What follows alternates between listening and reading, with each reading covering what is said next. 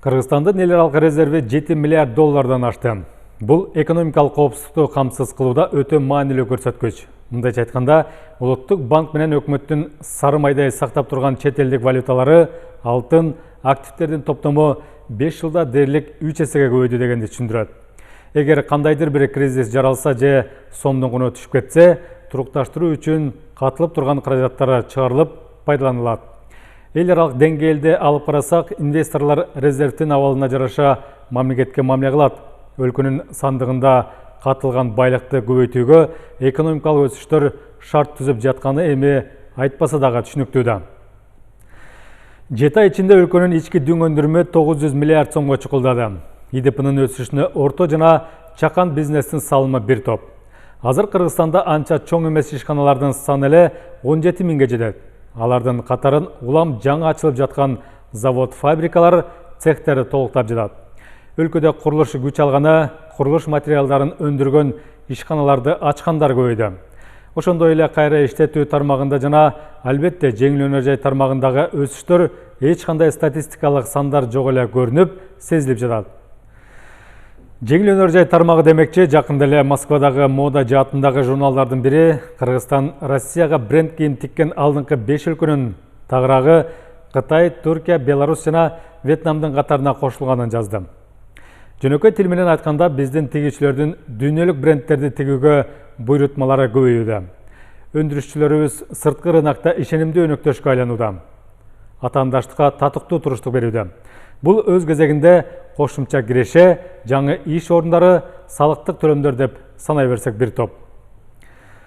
Негизи эле өлкөдө өндүрүш тармагы өлөсөл абалдан тирилип, азыр кадимкидей жанданып жаткан кези. Эгемен майрамындагыдай бир учурда ондогон ишкананын ачылганы качан болду эле? Бери дегенде 5000 киши жумуш тапты.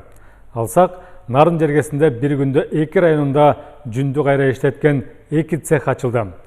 Буга чейин жүн керекке жарабай, талааларды каптап кетсе, эми минтип кай бирөөлөрдүн бизнесин айланып, кой эчки баккандарга кириш алып келип, бош жүргөндөргө эрмек табылды. Таласта болсо курулуштары жанданып жаткандыктанбы, таш майдалоочу, темир бетон заводдору катарынан ишке берилди. Ар бир дубанда суроо талапка жараша жаңы ишканалары пайда болуп, жумуш кызыды. Буга чейин баткендиктер мөмө жемишти тоңдурганга, ал эми кургатылганын тазалап таңактай турганга мүмкүнчүлүк болбогонунан түшүмүн алып сатарларга кармата берип отуруп калышчу. Эми жыйнап тергенинин баасын чыгарып, соодалаганга мүмкүнчүлүк пайда болуп, логистикалык борборлор ачылды. Айтор, өлкөдө өндүрүш ишкана ачылбаган бир дагы облус жок, 7 дубанда тең ак эмгек, таман акы менен акча табам дегендерге бардык шарттар түзүлүүдө.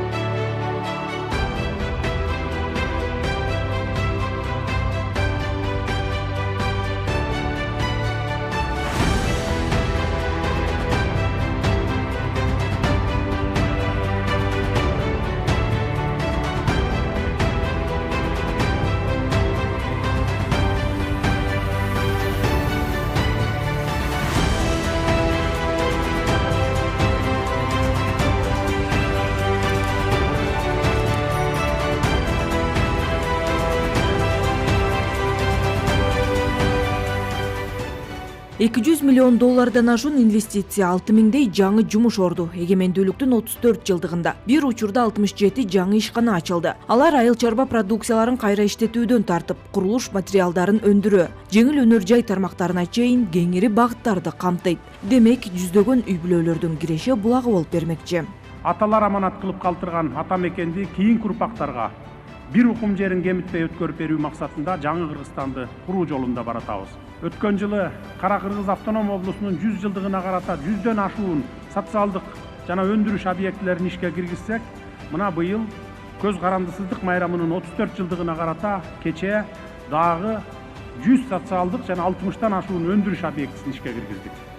Жыл аягына чейин жаңы ишке берилген ишканалардын саны 130дан ашар айтылууда. Былтыр болсо 102 өнөр жай объектиси ишке берилип, кыргыз экономикасы илбир секириги деген этапка келгендиги жарыяланган. Кыргызстандын аз убакыттагы мындай өзгөрүүсүн эл аралык коомчулук дагы таң калуу менен жогору баалап жатат. Өндүрүш тармагын көрүп чыгып абдан уялдым. Бизде тиш чуккан фабрикабыз салбаптырбыз. Алар болсо самолет чыгарып атат. Мына көрдүңүздөр, эң кыйын акыбалыбыз, экономикалык акыбалыбыз кыйын. Бул өлкө башчы Садыр Жапаровдун мындан 3 жыл мурда берген интервьюсу. Ал учурда 1 жыл ичинде 100дөн ашуун өндүрүш ишканасы ачылып, миңдеген жумуш орундары түзүлөт десе жөн гана кыял сыяктуу кабыл алынчу. Бирок азыр Кыргызстанда кездеме чыгаруучу цехтен тарта жеңил жана жүк ташуучу унага чейин чогултула баштады. Бийлик импорттон баш тартуу өңдү, амбициялуу план коюп, ошого багыт алууда.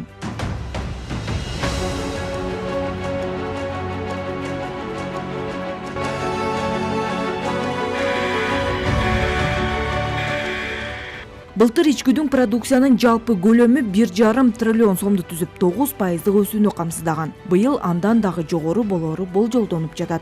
Жылдын 7 айын мисалга тарта турган болсом, ички дүң продукциянын көлөмү 865,2 миллиард сомду түзүп, 11,5%га көбөйдү. Өлкөбүздүн булуң бурчунда курулуш иштери кызуу жүрүп жаткан чак. 2025 жылдын 7 айынын жыйынтыгы боюнча курулуштун өсүү темпи 137,8% болгонун баса белгилеп айта кетейин. Мамлекеттик ипотекалык компания аркылуу 7 облустта тең үйгө муктаж жарандарыбызга үй куруп берүү саясатыбыз өз жолунда бирдей кетип бара жатат.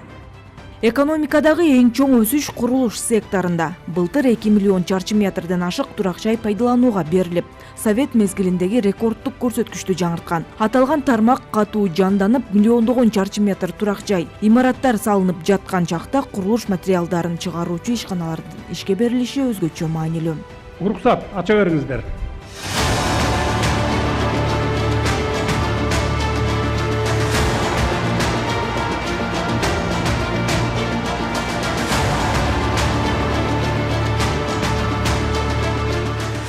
Эгемендүүлүктүн 34 жылдыгына карата ишке берилген ишкананын бири Жалал-Абадтагы күнүнө 200 000 даана бышкан кыш чыгарган ири завод. Өлкөдө курулуш тармагынын жанданышы менен кышка болгон суроо талап дагы көбөйдү. Андыктан бул завод ички керектөөнүн олуттуу бөлүгүн камсыздоого өбөлгө түзүп, жергиликтүү тургундарды жумушка тартып, аларды туруктуу иш орду менен камсыздайт. Курулуштар көбөйүп, кирпичке болгон талап чоңойду. Ошого байланыштуу биз жылына 30 миллион кирпич кубаттуулугуна күчү жеткен кирпич заводду Кытай инвесторлорун алып келип курулушту баштап 6 айдын ичинде бүтүрдүк. Мына кирпичный завод 2 сменмен болуп 80ге жакын жумуш менен камсыз кылабыз. Ал эми Талас облусунда гранит ташты кайра иштеткен жана темир бетон заводу ишке кирди. Бул ишканалар калкты жеткиликтүү баадагы курулуш материалдары менен камсыздайт. Азыркы кезде заманбап оборудование, буну распиловочный станок дейт.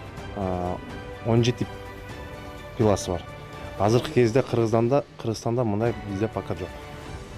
Бул жерге биз мындай карап туруп, бир эле таш эмес, 4 ташты коюп туруп бир кессек болот. Мүмкүнчүлүк бар.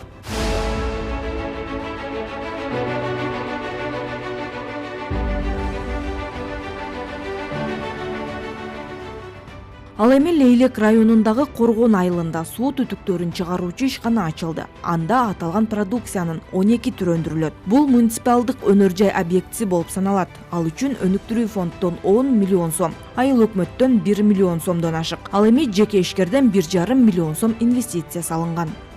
Май айында катталдык официалдуу. Муниципалдык ишкана болуп катталып, жумушту баштадык. Толук кандуу баштаган жокпуз. Жанакы пусканаладка деп коет. Бир сыйра неме кылып көрдүк, кандай болот, кандай чыгат, үйрөнүп, жумушчуларга үйрөттүк, адисеке үйрөтүп, бардыгын түшүндүрүп, азыр жумушчулар жакшы, Кудайга шүгүр үйрөнүп чыккан.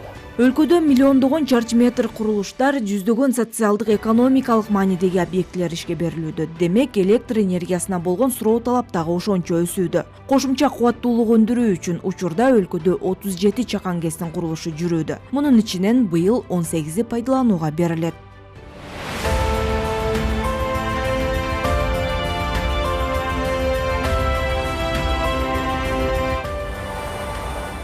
Чоң Сары Ой айылындагы Орто Кой суу дарыясына чакан ГЭС салынды. Кубаттуулугу 9 мегаватт, жылдык өндүрүмдүүлүгү 42 миллион киловатт саатты түзөт. Бул көлөмдү иштеп чыгыш үчүн суунун агымы эсептелип, ага жараша жер тандалган. Чакан ГЭСтер курулганы бизге аябай пайдасы тиет да Кыргызстанга. Анткени чакан ГЭСтер бул ушундай майда сууларга чоң ГЭС курулбайт да. Майда сууларга ушундай чакан ГЭСтер курулуп, биздин кубаттуулукту көтөргөнгө чоң таасирин берет да. Өлкө башчы Садыр Жапаров Кыргызстан акырындык менен чейки зат экспорттоочу өлкөдөн кайра иштетүүчү, жогорку технологиялар менен продукция өндүргөн өлкөгө айланарын билдирген. Эгемендүүлүк күнүндө ишин баштаган 67 ишкананын 4-төө энергетикалык объект болсо, курулуш материалдарын чыгара турган 16 ишкана бар. Калгандары айыл чарба, жеңил өнөр жай ишканасы, жол куруу жана соода логистикалык борбор дагы бар. Менин президенттик кылган жылдарым экономиканы калыбына келтирүүнүн жана ыкчам өнүктүрүүнүн, элибиздин жашоо стандарттарынын кескин жогорулашынын жылдары болуп калууга тийиш. Белгилей кетсек, жыл башынан бери мамлекет чакан жана орто бизнести дээрлик 90 миллион сомго каржылады. Бул аракет кичи жана орто бизнести колдоо жана өнүктүрүү, экономикалык өсүштү стимулдаштырууга багытталган. Өнөр жай канчалык өнүккөн сайын өлкөнүн экономикалык дарамети ошончолук бекемделет. Бул биринчи кезекте калктын жашоо деңгээлин көтөрүүгө жана экономикадагы жаңы өзгөрүүлөргө негизге өбөлгөн. Бактыгүл Султанбек кызы, Турар Анарбеков, Ала Тоо 24, жума жыйынтыгы.